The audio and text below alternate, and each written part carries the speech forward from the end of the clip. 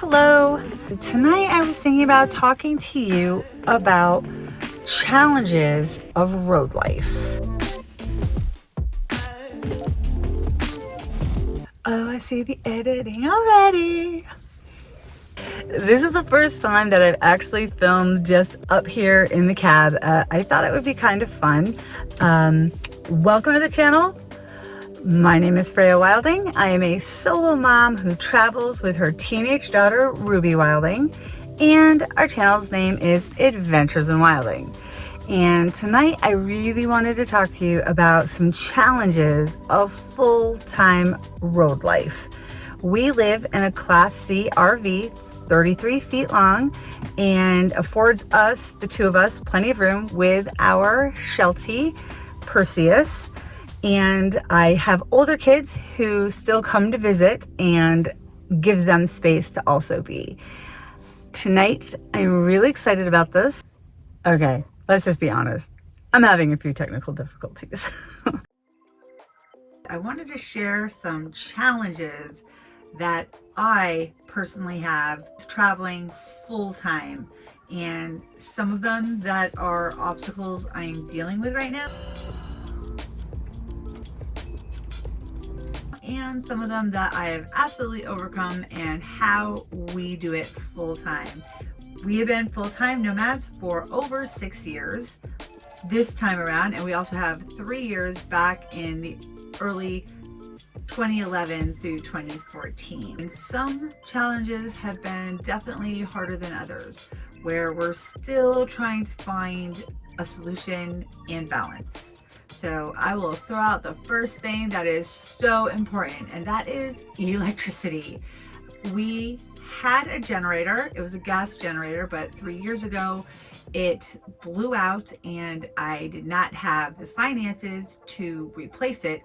Plus, I didn't want to replace it with a gas generator. Again, I want solar panels. So it took a while doing solar research, and some solar looks so tough to me.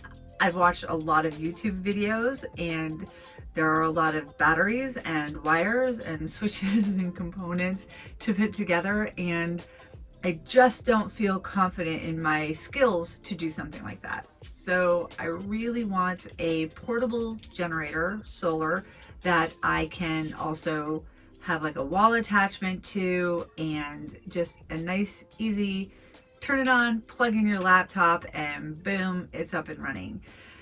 I haven't found the perfect one yet. I know that there's so many different brands like Jackery, Bluetti, EcoFlow, Regenery, and I will be talking about that in future videos as our plan gets further on down the line. They are definitely pricey, but all generators really are. So as soon as just a little bit more of this, we'll be able to get a generator that helps us. If you are planning on an extended road trip or moving into your car or your van or your RV and you don't have a generator, I would definitely put that on the top of the list. We have been making it work, barely though. I am a return student and I am doing online university studies. My daughter does school. We are also building businesses. So we have to have consistent, regular electricity for our laptops to be fully charged and our phones. And since we have had no generator, we've found ourselves going to places like cafes, Starbucks, libraries to end up getting Wi-Fi and to charge up our laptops. When you embark on a full-time kind of lifestyle, electricity becomes paramount to being able to do any type of remote work. Charge your laptops, keep up with social media. It is just vital. And going to coffee houses and, you know, quaint libraries, it can be really fun for a while. It's like a break from your regular atmosphere. But the problem is being out on the road consistently and needing to do that, it really starts to drain you. That has been really rough and rather frustrating. Again, we are hoping to remedy that soon. A little extra money and we'd be able to do that. So we're working, we're saving that up, and I will definitely be having a future video to show you what we decided on. 2, filling up on water.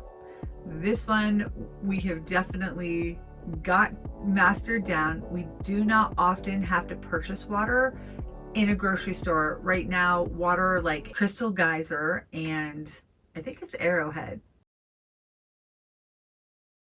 I don't have the bottle with me, but those are starting to run like creeping up closer to $1.50 to $2 in some places.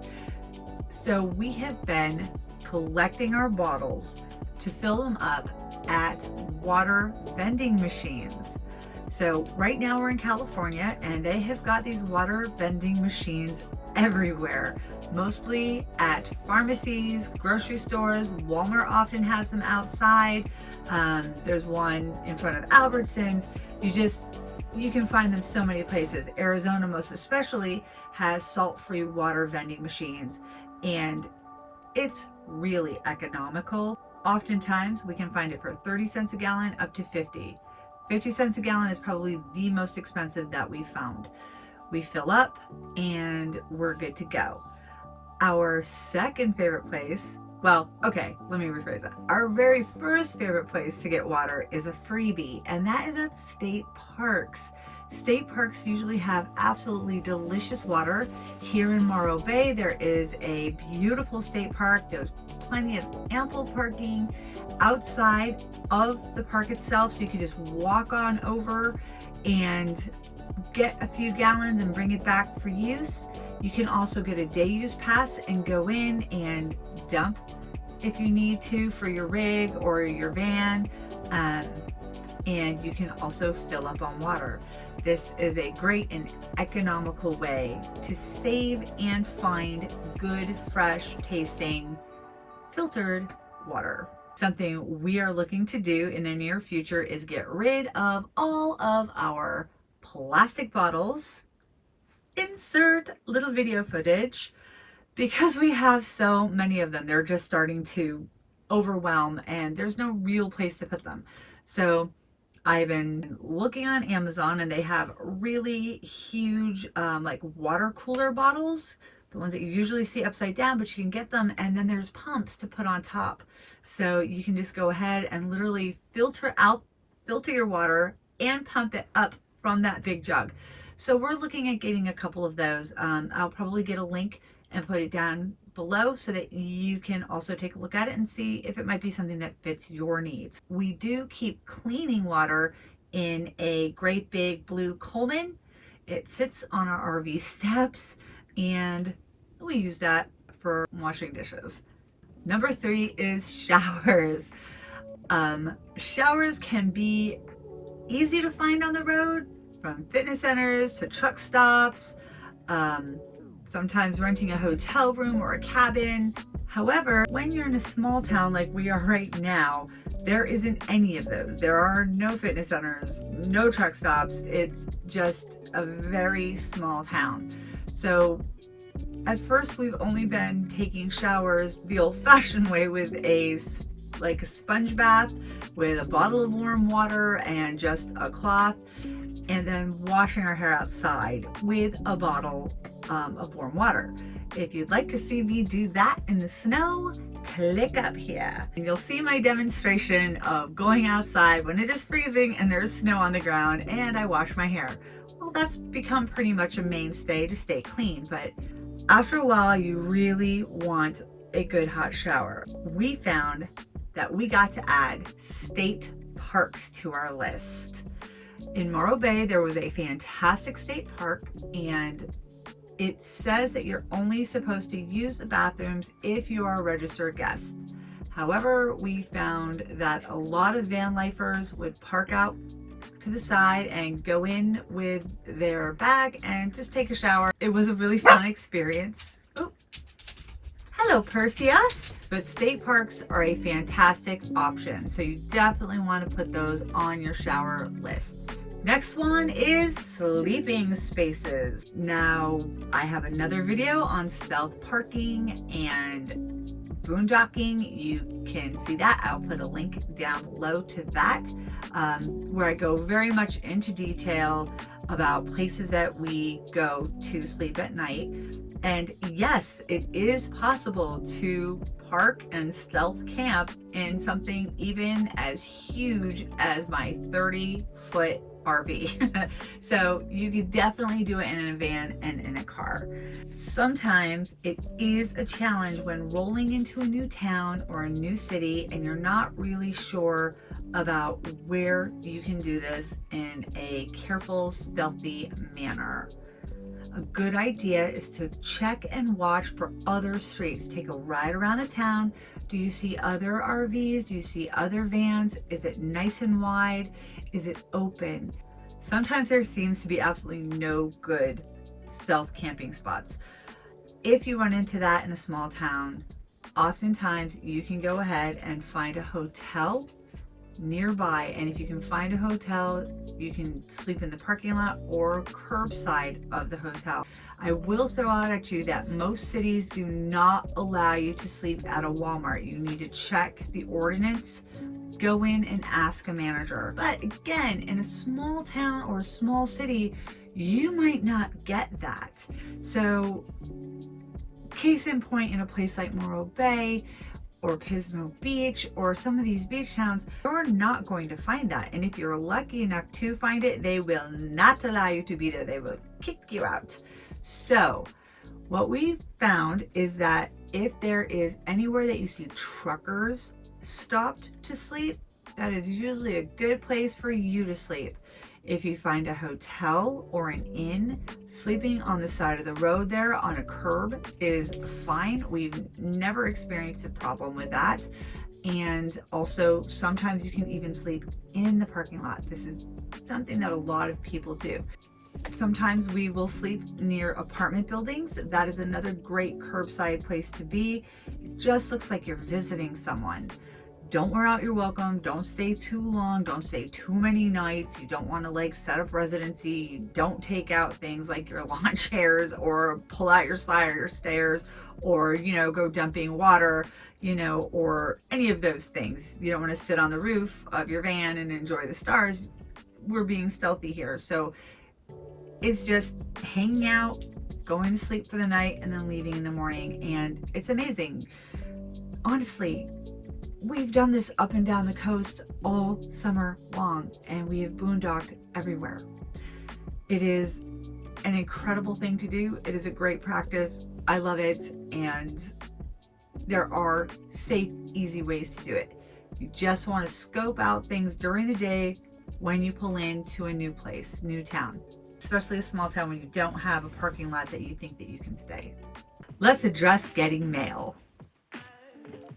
I will do a full video on our mail service, but for now, I will just suffice it to say that we have our personal mailbox in Florida, and I will explain again in that other video why we chose Florida as our domicile state and what all of that means.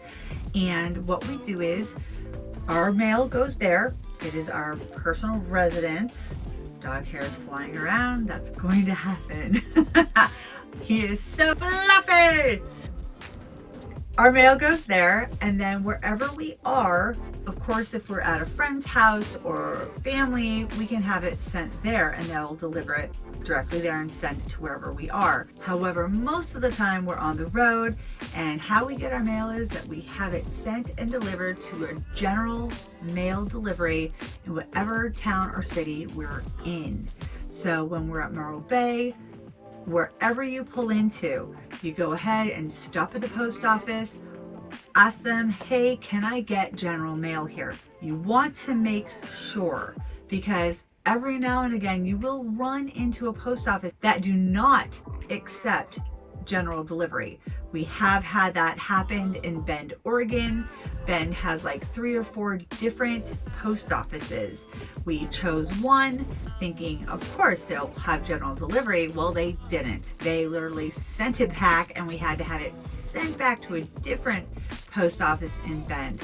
So you definitely want to go in and check and make sure so you can get your mail on time and everything will be okay. But that is how we get our mail, how we have packages sent to us from Amazon, and we can order direct from Amazon or any other company most of the time and have it delivered general mail. That is how you get your mail.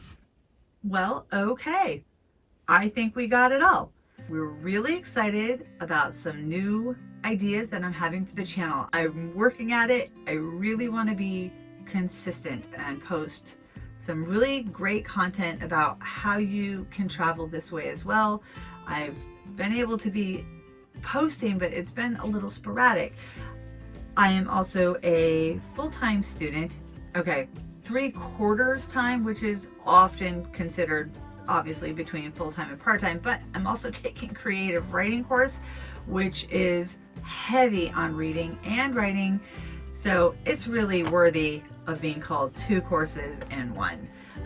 It has definitely pulled me back from being on top of all the things I really want to do for this channel. And I'm excited because I am learning some methods to better manage my time from specific gurus. And I am excited about getting that going and coming to you regularly. If you like what you're seeing, please subscribe to the channel, like, and come follow us over on Instagram and TikTok, and we hope to see you there.